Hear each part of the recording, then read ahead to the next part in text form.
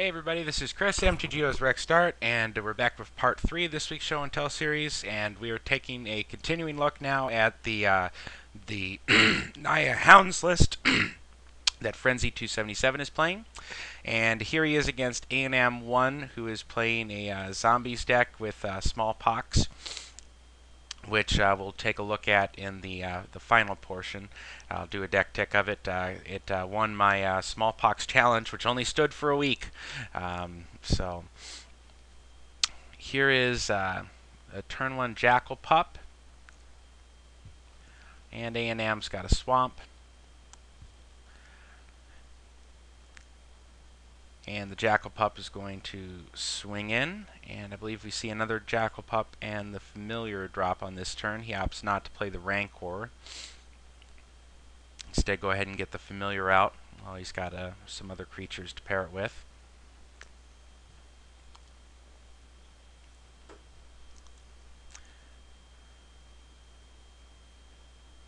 And the second Swamp comes down, and he's going to cast a Smallpox here. Frenzy's going to pitch a Wasteland because A&M's showing just basics here at this point. And the Jackal Familiar leaves, but that still leaves Frenzy in a pretty good position here. He's going to put the Rancor on the Jackal Pup.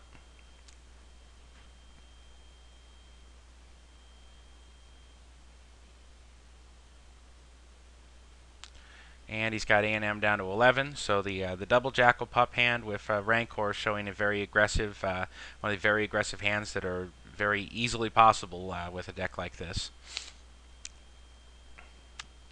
And those pups are going to swing in for a ton of damage, and he's got a ton of burn here, and so A&M's back's really against the wall, and there's nothing he can do. So hot start from the one-drop deck, very little interaction there. Let's take a look at another game in that match. Skip ahead here. He led on Isomaro. Well, let's get back. He led on Isomaro after A&M led on Gravecrawler.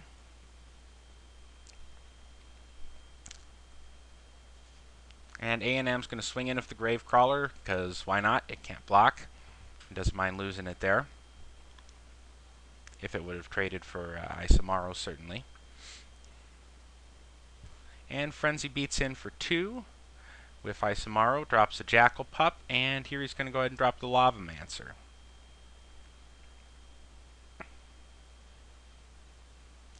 And A&M will again swing in with the Gravecrawler, and Frenzy again unwilling to trade anything for it. And here comes a Geralf's Messenger. And that's going to put Frenzy down to 13. So the beatdown deck getting out-beatdowned at this point in the game. But the Pup and Isomaro are going to pop in there and do 4 damage. And Lavamancer threatening to be active once that fetch land activates, so anytime he wants to do that. And he'll leave that open.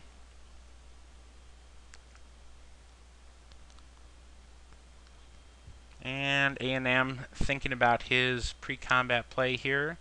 He goes ahead and plays a Liliana.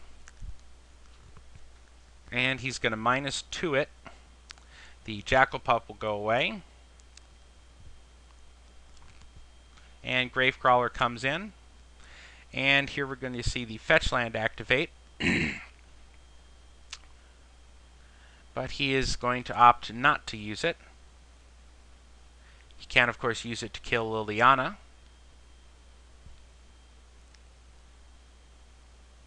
But he there opts not to do that and just goes straight to the dome with it. And there he's got an Isomaro, and another reason not to fear having duplicate Isomaros, of course. For one thing, they can die in combat like that, but he's also got a Wild Mongrel he could pitch it to.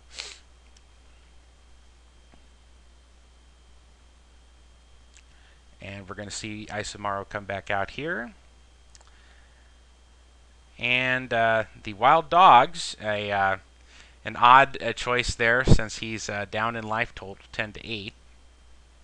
But he may be figuring he's just going to use that as a blocker, which he will do there, and save a couple damage from the Gravecrawler. And then Lily's going to +1 here. A&M pitching a land. The other wild dogs being pitched by Frenzy. And Diregraph Captain will come out now, pumping the other zombies. But he's going to take out the Diregraph Captain with the Lavamancer.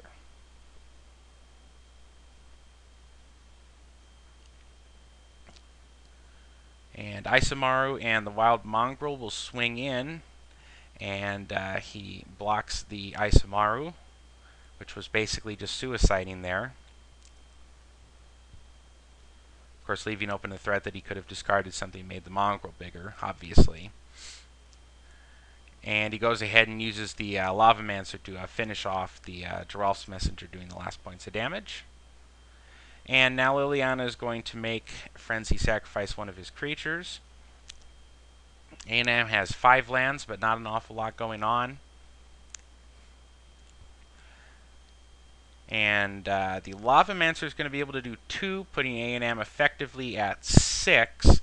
But Frenzy cannot quite go all in here with the Immolating Soul Eater.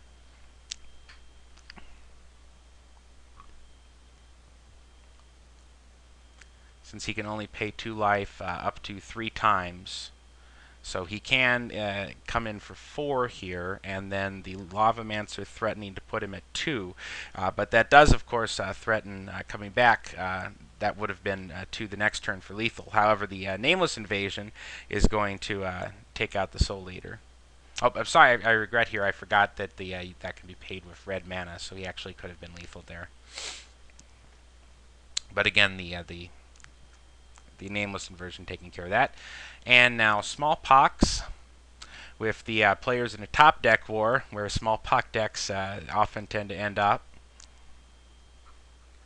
He will sack the fetch land there.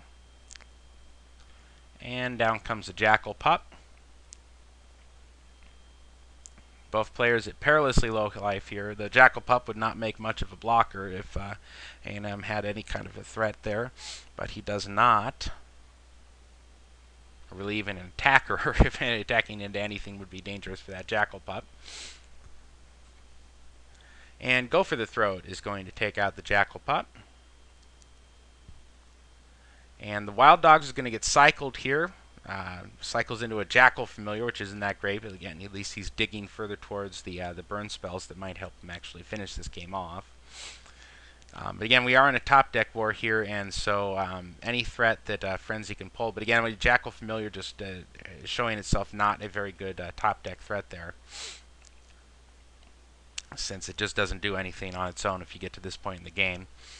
Firebolt to the Dome, going to put A&M at 3, and now that makes any number of top decks live here for Frenzy. Flashing back the Firebolt on its own won't do it, but any creature to attack with the Jackal Familiar, any sort of burn spell, all going to put A&M in a bit of trouble. And here comes Isamaru down to join the fray. Jackal Familiar still unable to do anything here. And Isamaru will get killed by Go for the Throat, once again stranding the Jackal Familiar.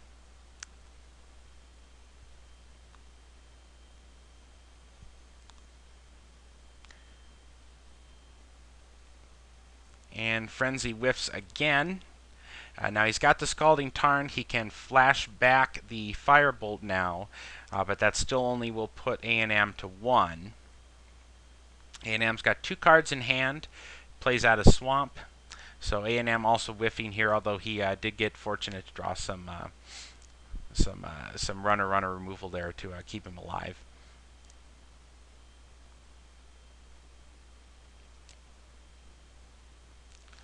And now here comes a Giralf's Messenger, and that's going to put a Frenzy down to 4. And since that Jackal Familiar cannot block, that's threatening to do some good work here, unless Frenzy can finish A&M off quickly. And the fetch land is not going to do it. So he is going to go ahead and Firebolt here, and he's doing it to the Dome. Puts A&M down to 1, but that's not very much different from the position he was in before.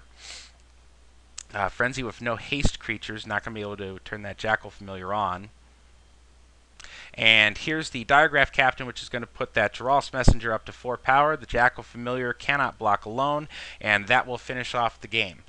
So you get to see some of the strengths there in the first one, where the Jackal, the double Jackal Pup draw did a lot of work, but unfortunately the Jackal Familiar showed its weakness there, and the Wild Dogs showed their weakness occasionally too. So I like the deck. I think Hounds have a lot of potential, a lot of way to go in this event. They haven't been seen an awful lot, and it is strange since they are a very good aggro deck. But I think working around some of those drawbacks and the exact card choices is something that people are going to want to work on going forward. So, anyways, thanks Frenzy for the videos. Great deck, and join me in part 4 where we're going to take a look at A&M's deck.